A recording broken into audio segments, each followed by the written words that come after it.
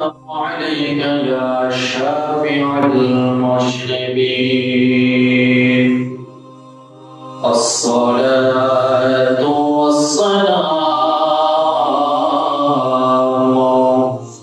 عليك يا رحمة للعالمين الحمد لله رب العالمين والعاقبة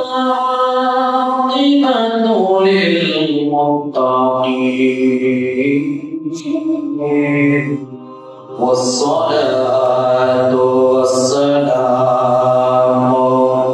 على من كان نبيا وآدم بين الماء والدين أجمل الأجملين أكمل الأكملين وعلى آله وأصحابه وأهل بيته وعلماء أهل السنة والجماعة أجمعين ونشهد أن لا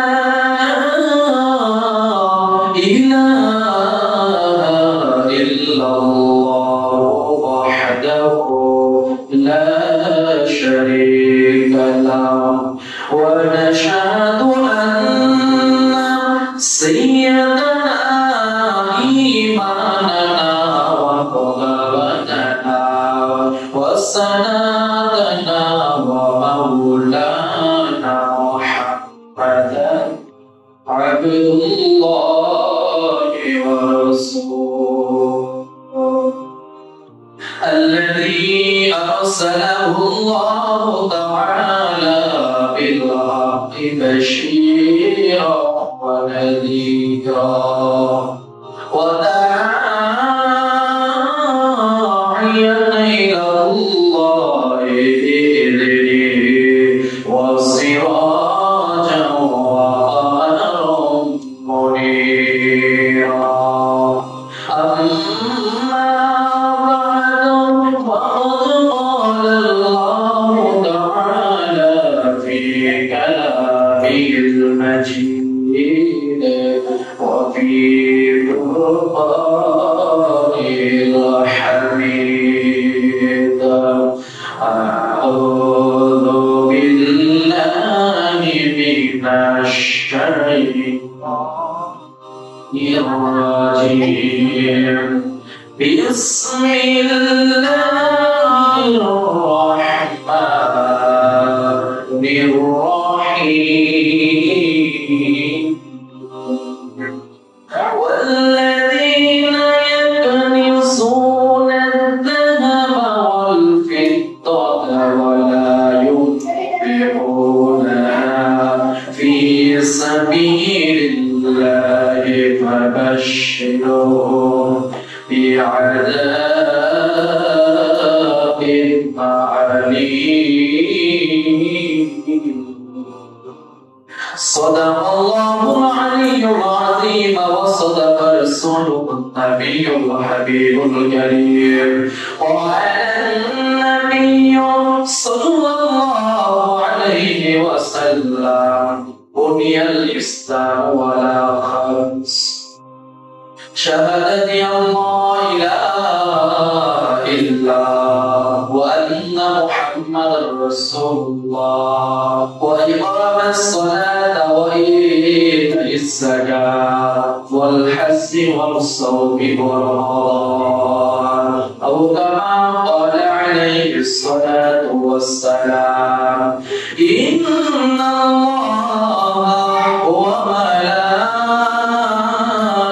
وملائكته يصلون على النبي يا أيها الذين آمنوا صلوا عليه وسلموا تسليما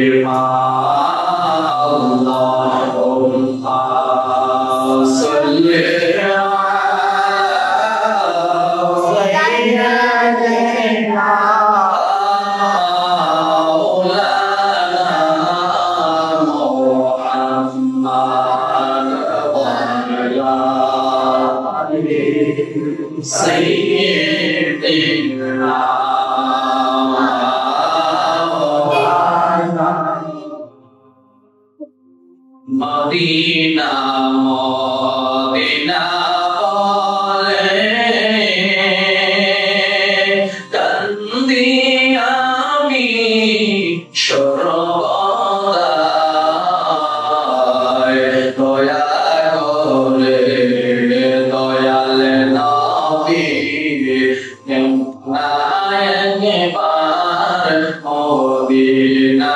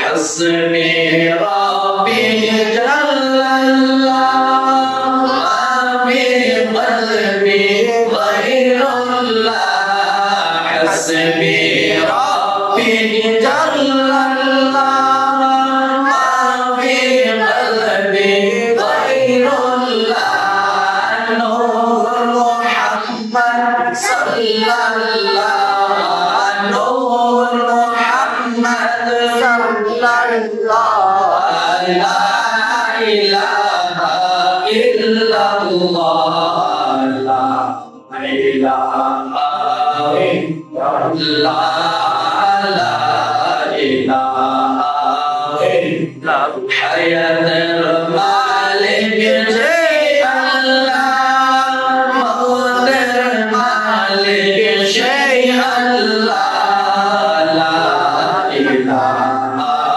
إلا الله لا إله إلا الله الله سلام معبود غير أمر نبي সারা বাইনা সেই নবীকে পাইতে হলে সেই নবীকে পাইতে হলে কামেল পীরের চরণে চাই লা ইলাহা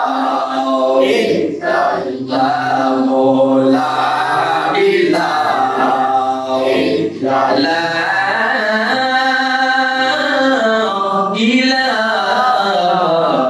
ইল্লাল্লাহ মুহাম্মাদুর রাসূলুল্লাহ সাল্লাল্লাহু আলাইহি ওয়াসাল্লাম।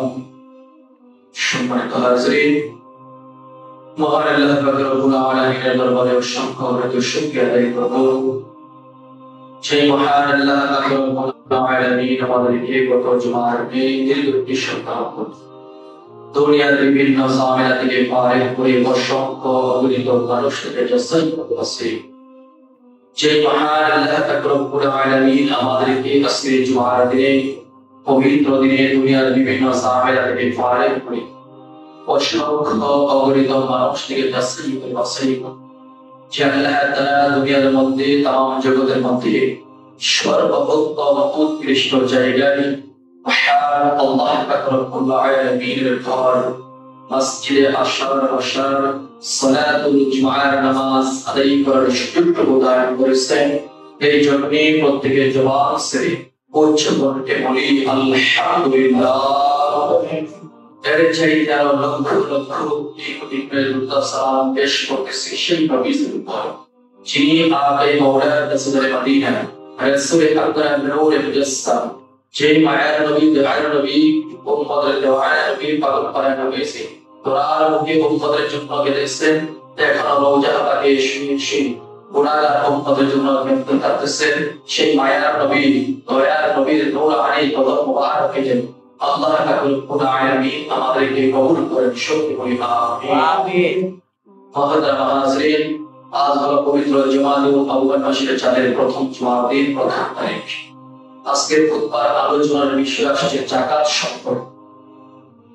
আমরা সকলে জানি আমাদের মধ্যে অনেকে অনেক কোটি কোটি টাকার মালিক, ধন সম্পদের মালিক, বিভিন্ন জিনিসপত্রের সম্পদের মালিক, টাকা পয়সা অভাবে তো আমরা এই আল্লাহর রাস্তায় যাকাত ফরজ হয়ে গেছে, কিন্তু যাকাত আদায় করতে পারি, যাকাত আমরা আদায় করতে জানি।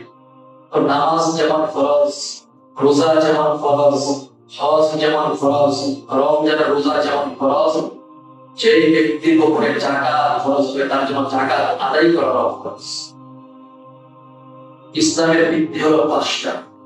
বুনিয়াদ ইসলাম আলা খামস।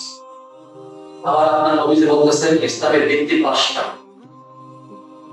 শাহাদাতু লা ইলাহা ইল্লাল্লাহ, একবার সাক্ষ্য দেওয়া আল্লাহ ছাড়া কোনো মাবুদ নেই, ওয়া আন্না মুহাম্মাদুর রাসূলুল্লাহ, এবং মুহাম্মদ সাল্লাল্লাহু আলাইহি ওয়াসাল্লাম আল্লাহ তাআলার রাসূল, ওয়া ইকামিস সালাত, নামাজ কায়েম করা, নামাজ প্রতিষ্ঠা করা, ওয়া ইতাইস যাকাত, যাকাত আদায় করা, ওয়াল হজ, হজ ফরজে হজ করা, ওয়া সাওমি রমাদান, এবং রমজান মাসে রোজা রাখা।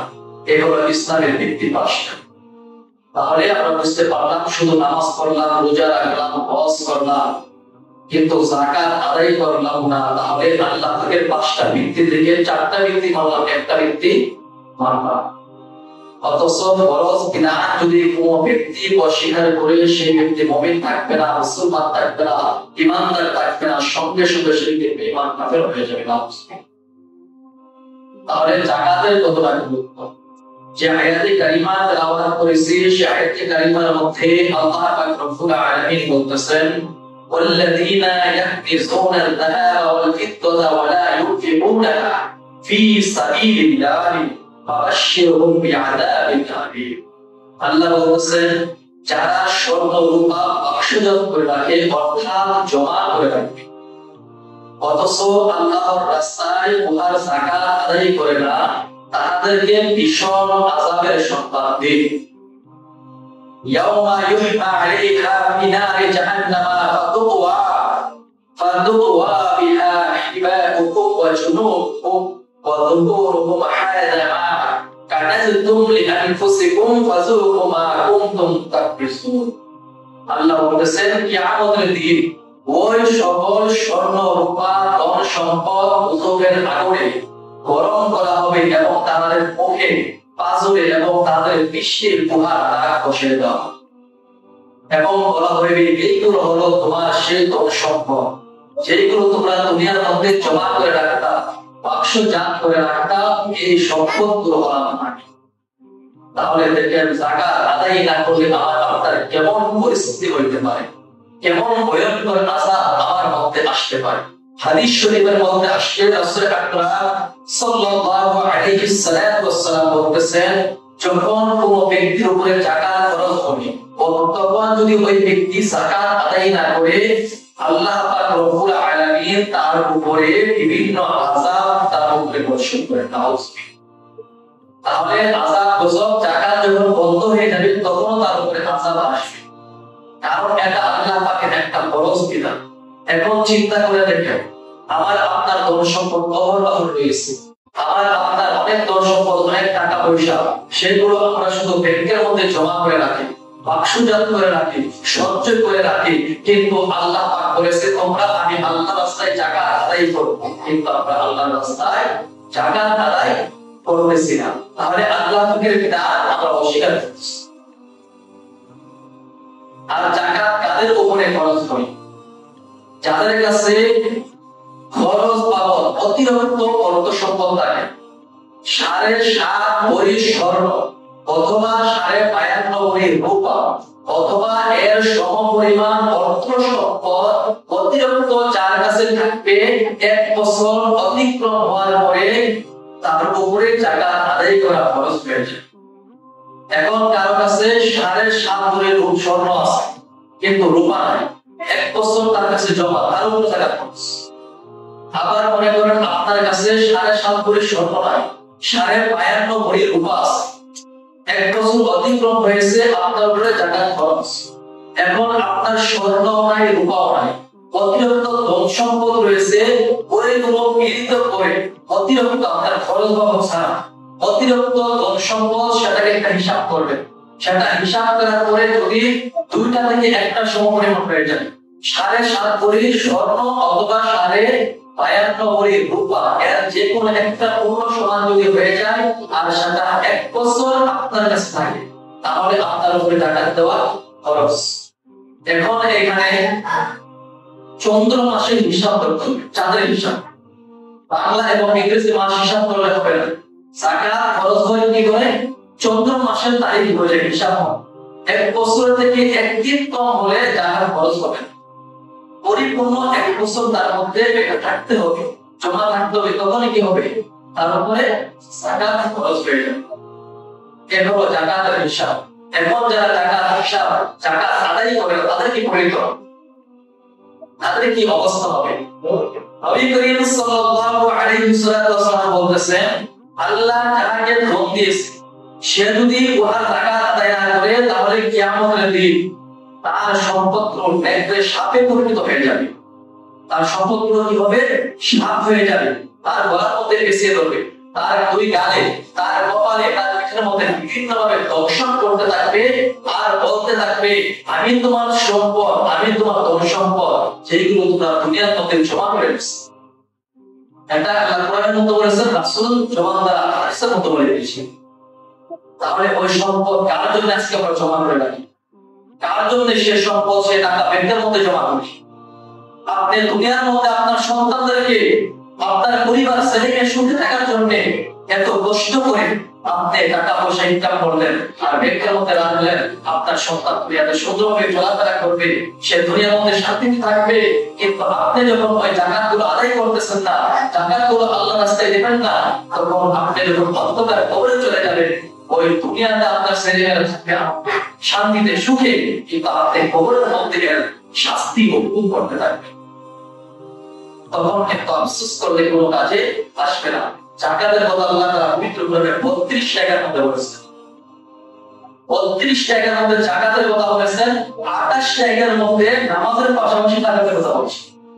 শুধু 4টা জায়গার মধ্যে একসাথে বলেছেন যাকাত আদায় করো, আর 28টা জায়গার মধ্যে পবিত্র কোরআনে আল্লাহ বলেছেন নামাজের পাশাপাশি তোমরা যাকাত আদায় করো। ওয়া আকিমুস সালাতা ওয়া আতুস যাকাত, তোমরা নামাজ প্রতিষ্ঠা করো এবং যাকাত আদায় করো। যাকাত প্রদান, তাহলে দেখেন আমাদের মধ্যে যাকাত আদায় করে এখন তো খুব কমে পাওয়া যায়। তারপরে অনেকে মনে করেন আবার যাকাত আদায় করে কিন্তু লামসাম কিছু দিয়েছে, কোনো নয়, চলবে না। যাকাত শতকরা আপনার 2.5 টাকা, শতকরা 2.5 টাকা ধরে হিসাব করতে হবে। তারপর একটা যাকাত কত আপনি হিসাব করে দিতে হবে। 100 টাকায় কত? 2.5 টাকা। এটা হিসাব করলে আপনি সহজে পেয়ে যাবেন। এজন্য অনেকে দেখবেন শুধু ব্যবসা দিয়ে দিচ্ছে, এটা কিন্তু যাকাত আদায় হবে না। এটা খরচ বিধান। আজকে মসজিদে আসছেন নামাজ আদায় করবেন, এটা খরচ, যাকাতও খরচ। তবে ফরজকে ফরজের মধ্যে গুরুত্ব দিতে হবে, সুন্নতকে সুন্নতের জায়গায় গুরুত্ব দিতে হবে, নফলকে নফলের জায়গায় গুরুত্ব দিতে হবে। এজন্য জাকাত কঠিন একটা ইবাদত। এই জাকাত থেকে আজকে মানুষ বঞ্চিত। আব্দুল্লাহ ইবনে আব্বাস রাদিয়াল্লাহু তাআলা সময়টা আব্দুল্লাহ ইবনে আব্বাস রাদিয়াল্লাহু তাআলা সময়কালে এক ধনাঢ্য ব্যক্তি মৃত্যুবরণ করলেন, মানে একজন ধনী ব্যক্তি। সে যখন মৃত্যুবরণ করলেন, সে মৃত্যুবরণ করার পরে তার কবর খনন করার জন্য লোকেরা গেছে। যখন কবর খনন করার জন্য গেলেন, রুজহাতুল মাজারিস কিতাব 155 নম্বর পৃষ্ঠা, যখন ওই ব্যক্তির কবরে দাফন করার জন্য কবর খনন করার জন্য গেলেন, তো কবর খনন করার পরে যাওয়ার পরে দেখতেছে কবর যখন খনন করে তার কবরের মধ্যে বিষাক্ত সাপ পানা করে দাঁড়িয়ে আছে। লোকেরা ভয় পেয়ে গেছে। এবার বুঝলাম না, কত কবর খনন করলাম কিন্তু কোন কবরের মধ্যে তো এমন অবস্থা দেখি না, সরাসরি কবরের মধ্যে সাপ দাঁড়িয়ে আছে, কারণ কি? ওই লোকেরা দৌড়ে চলে গেলেন আব্দুল্লাহ ইবনে আব্বাস রাদিয়াল্লাহু তাআলার কাছে গিয়ে বলল, ওই ব্যক্তিটা মৃত্যুবরণ করেছে, তার কবর খনন করার জন্য গেলাম। ওই ব্যক্তির কবর যখন খনন করা শুরু করলাম, ওই ব্যক্তির কবরের মধ্যে তাকায় দেখি বিষাক্ত বড় একটা সাপ দাঁড়িয়ে আছে। আব্দুল্লাহ ইবনে আব্বাস রাদিয়াল্লাহু তাআলা ডাকতে বলে, লোকেরা, ও লোকেরা, তোমরা এই কবর এখানে খনন করা দাও, অন্য একটা জায়গার মধ্যে গিয়ে কবর খনন করো। লোকেরা দৌড়ে চলে গেলেন, অন্য জায়গার মধ্যে গিয়ে যখন কবর খনন করতে শুরু করলেন, এবার কবর খনন করতে করতে ওই জায়গার মধ্যে গিয়ে একই অবস্থা। প্রথম কবরের মধ্যে দেখলেন কবর খনন করতে গেছে, ওই কবরের মধ্যে বিষাক্ত সাপ। দ্বিতীয় কবর খনন করার ওই কবরের মধ্যে বিষাক্ত সাপ। আবার দ্বিতীয় কবরের মধ্যে গেছেন, ওই কবরের মধ্যে বিষাক্ত সাপ পানা তুলে দাঁড়িয়েছে। এবার দৌড়ে চলে গেলেন আব্বাস, আমি ব্যাপারে বুঝলাম না, একটা নয় দুইটা নয় তিনটা কবরের মধ্যে সাপ বিদ্যমান। আব্দুল্লাহ ইবনে আব্বাস ডাকতে বলে, লোকেরা, বুঝতে পেরেছি ওই লোক মনে হয় সত্য কোন গুনাহ করেছে, ওই গুনাহের কারণে কবরে আসার হচ্ছে। ওই লোকটা কি করলেন, ওই মৃত ব্যক্তির পরিবারকে ডাকলেন, তার বংশধরদেরকে ডাকলেন, ওয়ারিসদেরকে ডাকলেন, ডেকে জিজ্ঞাসা করে আপনার পরিবারের এই লোকটা সে কি এমন গুনাহ করেছে সে তার পরিবারের সমস্ত লোক ডাকতে বলতেছে, হুজুর, ওই লোকটা তো দুনিয়ার মধ্যে নামাজ পড়তো, রোজা রাখতো, হজ করতো, মানুষের সঙ্গে ভালো ব্যবহার করতো, নেককার একজন লোক ছিল, কিন্তু তার একটা দোষ ছিল, সে কখনো যাকাত আদায় করে না। কি বলতেছে, সে নামাজও পড়েছে, রোজাও রাখছে, মানুষের সঙ্গে ভালো ব্যবহার করেছে, তার একটা দোষ ছিল, সে কি করতো না, আল্লাহর রাস্তায় যাকাত ফরজ হওয়ার পরও যাকাত আদায় করতো না। আব্দুল্লাহ ইবনে আব্বাস এই মুহূর্তে ডাকতে বলছেন, বুঝতে পেরেছি ওই লোককে তোমরা এই কবরে দাফন করে দাও, কারণ তার জন্য আর অন্য যত কবরই হোক না কেন, প্রত্যেকটা কবরের মধ্যে ওই সাপ বিদ্যমান থাকবে। কারণ সে কি করেছে, আল্লাহ পাকের বিধান অমান্য করেছে, আল্লাহ পাকের ফরজ বিধান অমান্য করেছে, লঙ্ঘন করেছে। যাকাত তার উপরে ফরজ হয়েছিল, কিন্তু সে ফরজ যাকাত সে আল্লাহর রাস্তায় আদায় করে নাই, সে আল্লাহর ফরজ বিধানকে অমান্য করেছে। এই জন্য তার কবরের মধ্যে এই অবস্থা, তাকে এই বিষাক্ত সাপের কবরে তাকে কি করতে হবে, দাফন করে দিতে হবে। তাকে অন্য কোথাও নিয়ে দাফন করলেও কাজ হবে না, প্রত্যেকটা কবরে কবরে বিষাক্ত সাপ বিদ্যমান থাকবে। তাহলে দেখেন আজকে যারা যাকাত ফরজ হয়েছে যাকাত আদায় করে না, তাদের কেমন অবস্থা হতে পারে। ওই ব্যক্তির যদি এমন অবস্থা হয়, আমি আপনার স্যার পাবো, কারণ আল্লাহ পাকের বিধান এমন একটি বিধান, ফরজ বিধান করেছে। শুধু তাই নয়, এক সাহাবী সে যাচ্ছে দৌড়ে একটা কাফেলা নিয়ে তাদের সাথে সাক্ষাৎ করবে, হঠাৎ করে সে শুনতেছে তার ঘরের ভিতর থেকে কান্নার শব্দ শোনা যায়, কান্নার আওয়াজ শোনা যাইতেছে। হঠাৎ করে ওই লোকটাকে বলে, কি অবস্থা, এই ঘরের মধ্যে তো কান্নার আওয়াজ শোনা যায়, কারণ কি?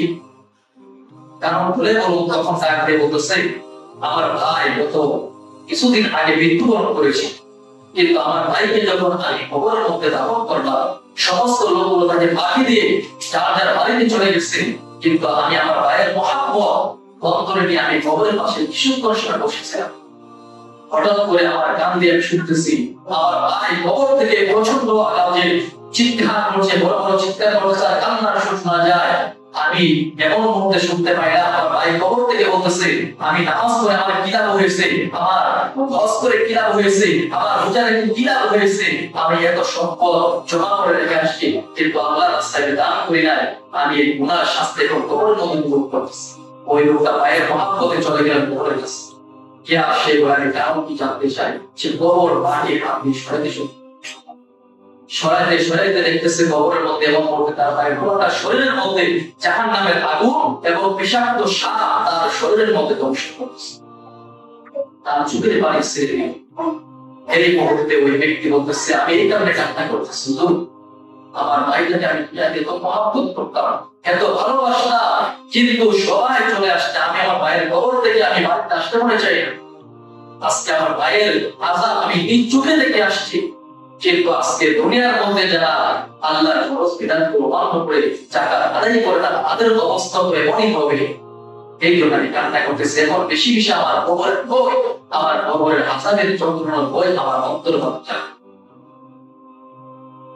তাহলে এর কারণ কি? যাকাত আদায় করার শাস্তি। কারণ আমার আপনার আল্লাহ পাকের কোরআনের বিধান কখনো অমান্য করা যাবে না, সেটা কখনো ভুল হতে পারবে না। আমার আপনার রাসূলের নবী মুহাম্মদুর রাসূলুল্লাহ সাল্লাল্লাহু আলাইহি ওয়াসাল্লামের জবান মুবারকের বাণী হাদিস ওইগুলোকে অস্বীকার করা যাবে না। তাহলে যে আয়াত করেছি, আয়াতের মধ্যে বলেছে যারা স্বর্ণরূপা ধন সম্পদ জমা করে রাখে, আল্লাহর রাস্তায় দান খয়রাত করে না, যাকাত আদায় করে না, তাদেরকে কি করা হবে? ওই সম্পদগুলো তাদের গলার মধ্যে ফেঁসে ধরবে, সাপ আকারে সাপ হয়ে যাবে এবং তাকে ধ্বংস করবে। আমার নবী যে হাদিস শরীফের মধ্যে একই কথা বলেছে। তাহলে দেখবেন আজকে যারা জাকাত আদায় করেন, আজকে অনেক কোটি কোটি টাকার মালিক, অনেক সম্পদের মালিক হয়ে আছে, কিন্তু নামাজও করতেছি, রোজাও রাখতেছি, হজও করতেছি, কিন্তু আল্লাহর রাস্তায় টাকা দিচ্ছি না। সরাসরি আল্লাহর বিধানকে অমান্য করছি না। আল্লাহ পাকের প্রত্যেকটা বিধানে আমাদের মানতে হবে। আপনি একটা ছাড়বেন আরেকটা মানবেন, আল্লাহ পাকের সাকসেসফুল বান্দা সফল বান্দা হইতে পারবেন না। এই জন্য আমাদের বুঝে আমাদের প্রত্যেকটা বিধান সঠিকভাবে পালন করতে হবে, সঠিকভাবে আমাদের মানতে হবে। তাহলে আমাদের উপায়টা একটা, দুনিয়াতে বেঁচে যেতে পারবেন কিন্তু বরং আখিরাতে বাঁচতে পারবেন না, অবশ্যই। এই জন্য আমাদের ওই দিকে আমাদের খেয়াল রাখতে হবে, ওই দিকে আমাদের চিন্তা ধারণা রাখতে হবে। আজকে এত সম্পদ, এত কিছু করতেছে, আজকে পরিবারের ছেলে মেয়ের জন্য, সেই পরিবারের লোকজন, সে আপন জনে আমাকে আপনাকে 3.5 হাত মাটি কবরে রেখে আসবে। আজকে যারা কোটি কোটি সম্পদের মালিক, তাদের জন্য 3.5 হাত মাটির ঘর। আজকে যারা গরিব অসহায় নিঃস্ব কিছু নাই, তারাও এই 3.5 হাত মাটি ধরে যাবে। আজকে হয়তো দুনিয়ার মধ্যে আপনার আমার সম্পদ আছে, বড় বড় বিল্ডিং করলাম, দাঁড়ানোটা করলাম, গরিব সে রাস্তার মধ্যে বসে বসে সময় কাটায়, রাস্তার মধ্যে বসে বসে সময় কাটায়, কিন্তু কবর কিন্তু সবার জন্য সমান। কবরের মধ্যে যেমন আমি ধনী আমাকে নষ্ট করবে, আপনি গরিব আপনাকে নষ্ট করা হবে। কবরের মধ্যে দুইজন ফেরেশতা আমার কবরে আসবে, আপনার কবরে আসবে। তাহলে কিসের জন্য দুনিয়ার মধ্যে কার জন্য এত কিছু করতেছে? আপনার ডান্স করে তার জন্য এত সুন্দর বাড়ি সাজাইছে, তার জন্য এত ধন সম্পদ রেখে যাচ্ছেন। আজকে দুনিয়ার মধ্যে রেখে যাচ্ছে, কবরের মধ্যে আপনার আযাব হচ্ছে, শাস্তি হচ্ছে। তাহলে দুইটা ঘটনা থেকে প্রমাণ হয় কবরে আযাব, এই জাকাত না দেওয়ার কারণে এরকম শাস্তি হবে, বিষাক্ত সাপ তাকে বিভিন্নভাবে ধ্বংস করতে থাকে। এই জন্য বাবা সকলকে বলবো, আমরা যাদের উপরে জাকাতটা খরচ টাকা আদায় করে দেন, সেটা সঞ্চয় করে রাখবেন না, বক্সজাত করে রাখবেন না, আপনি হিসাব করে ওই জাকাতের উপর আদায় করে দেন। কারণ আল্লাহ পাক তো বলে দিয়েছেন যে আমি তোমাদেরকে যা দিয়েছি তা থেকে তোমরা কি করো? আমি আল্লাহর রাস্তায় দান করো। এখন আল্লাহ কথা বলেন নাই যে তোমাদের সম্পদ থেকে দান করো, আল্লাহ বলেছেন আমি তোমাদেরকে যা দিয়েছি তা থেকে তোমরা কি করো? আমি আল্লাহর রাস্তায় দান করো।